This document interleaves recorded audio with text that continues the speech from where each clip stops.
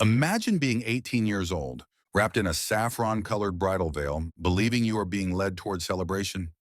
Songs echo in the streets, torches light the way. Your family smiles. Your mother adjusts your hair one last time. You think this night marks the beginning of a shared life. Instead, you are guided into a sealed room, filled with strangers, slaves, witnesses, an elderly woman in ceremonial dress, a silent physician holding instruments, meant for inspection, not healing. In the corner stands a wooden figure concealed beneath a heavy cloth. No one explains why it is there. No one needs to. Everyone else already knows. Within minutes, you will understand why your mother's hands trembled that morning, why she whispered her warning through tears, and why this wedding night has nothing to do with love. This was not an aberration. This was Roman marriage, a system so invasive that Roman historians avoided describing it outright, and later Christian writers tried to erase it from memory altogether. The public ceremony was beautiful. The private rites were something else entirely. The year was 89 CE. Rome was stable, powerful, confident in its laws, and Livia Tirsa, barely 18 years old, was about to discover. That marriage in Rome had two faces, one meant for the streets and one reserved for locked doors and sworn testimony. Her day had begun as tradition demanded. She wore the flammeum, the flame-colored veil that marked her unmistakably as a bride. At dawn, her hair was parted with a spearhead and braided into 6 sections bound with woolen ribbons, according to ancestral custom. Nothing was improvised. Roman marriage was choreography, refined over centuries. At the temple, the sacrifice proceeded smoothly. The priest declared the omens favorable. Her father recited the ancient legal formula. That transferred her from his authority into that of her husband. Livia spoke the words required of her, words that announced she no longer belonged to herself. Her husband, Marcus Petronius Rufus, was a wealthy grain merchant, more than 20 years her senior. She had met him only a handful of times.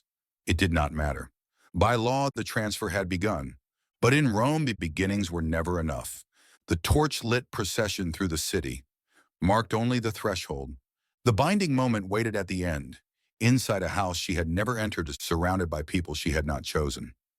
As they moved through the streets, the crowd sang the traditional wedding verses. They were crude, deliberately obscene, filled with shouted suggestions, meant to ward off evil spirits through embarrassment. Walnuts were thrown at her feet as symbols of fertility, their shells scraping against her skin. Livia smiled because she was expected to. Her mother had told her. The songs were harmless. Yet Livia had seen her mother's tears that morning, and she remembered. The final words whispered into her ear. Do not resist. Whatever they ask of you, do not resist. By the time they reached Marcus's house, night had fully fallen. The doorway was adorned with greenery and wool. 2 blazing torches marked it, as a place where a marriage would be completed according to ancestral law. Marcus lifted her over the threshold, an old custom meant to avoid bad omens. Older still was its meaning. Once brides had not entered willingly at all. When the door closed behind her, silencing the crowd, Livia finally saw who awaited her. An elderly woman in ritual robes. The pronuba dash, whose duty was to oversee the night. A priest of uncertain affiliation. Female slaves carrying basins and cloths. An older man with a leather pouch of medical instruments. And in the corner, half hidden beneath draped linen, a wooden structure. Nearly 4 feet tall. The pronuba took Livia's hand, her grip firm enough to prevent retreat. Welcome to your husband's house, she said calmly. The sacred rites must now be completed. Roman marriage was not a romantic union. It was a legal transaction. Under Rome's oldest laws, a wife passed into her husband's hands, his hand granting him authority, comparable to that over his slaves, though the law had softened. By the imperial era, the foundation remained unchanged. Marriage transferred control, and control required verification. Romans verified everything that mattered. Land sales were witnessed, boundaries were walked, documents sealed, nothing was assumed. Marriage followed the same logic with one grim distinction. The property being transferred was a living body, and its capacity to produce legitimate heirs was the asset being secured. For that reason, Roman law required proof, not rumor, not trust. Proof that the bride had been a virgin, and proof that the marriage had been physically completed. Livia stood trembling, beside the shrouded wooden figure, unaware that what followed would define her memory of marriage forever. The pronuba guided her toward it, tightening her grip. "You must greet Mutunus Tutunus," she murmured. "You must receive his blessing. Before your husband may approach, the gods must witness your submission."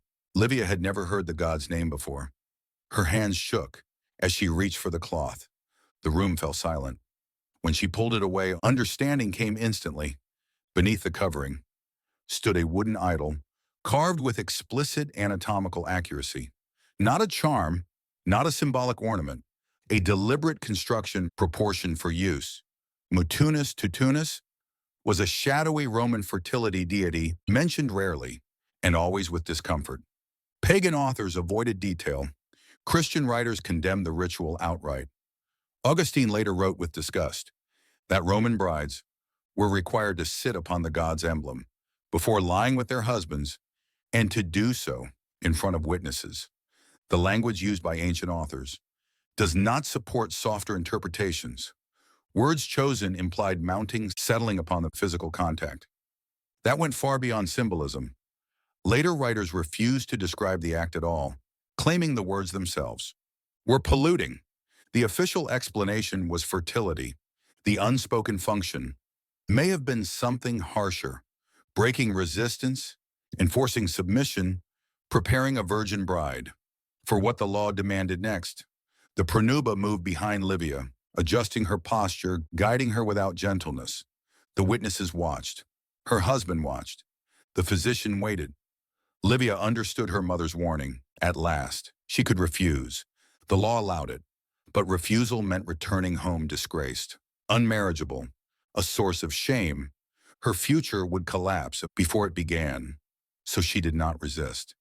When the ritual ended, slaves washed her with warmed, scented water, murmuring prayers of purification. The cleansing served another purpose. It prepared her for examination. The physician stepped forward.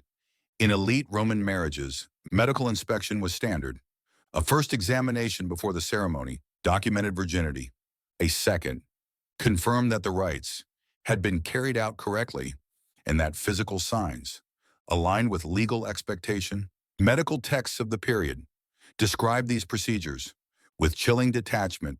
Everything was observed, everything was recorded. Only after this was Livia led to the bedchamber.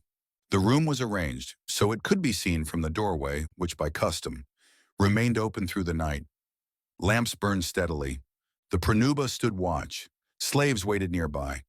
Nothing about the night was private. Marcus entered hesitantly. He glanced toward the pronuba for approval before approaching the bed.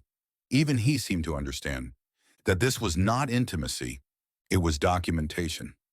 What followed unfolded slowly, under supervision. Corrections were made and instructions given. Sounds carried into the hall. The night itself became evidence. At dawn, the physician returned. The final examination confirmed consummation. Witnesses affirmed what they had seen. The legal transformation was complete. Livia Tersa was now a Roman wife. She would live decades longer. She would manage a household, raise children, host dinners, perform rituals. To the world, she would appear composed and respectable. Of her wedding night, she would never speak. That silence was universal. Women did not record these experiences. Men did not describe them. The rituals were so embedded in Roman life. That explanation felt unnecessary. Everyone knew. No one discussed it. Over centuries, these practices vanished, not because Rome repented, but because Rome changed. Christianity reshaped values. Witness consummation became intolerable. Obscene gods were dismantled, statues destroyed, texts neglected. What survived did so in fragments. Rome is often celebrated as the foundation of law in civilization, but its treatment of women complicates that legacy. Legal sophistication existed alongside systematic dehumanization. Order coexisted with cruelty. The rituals are gone. The women were real, they endured, and history almost succeeded in forgetting them.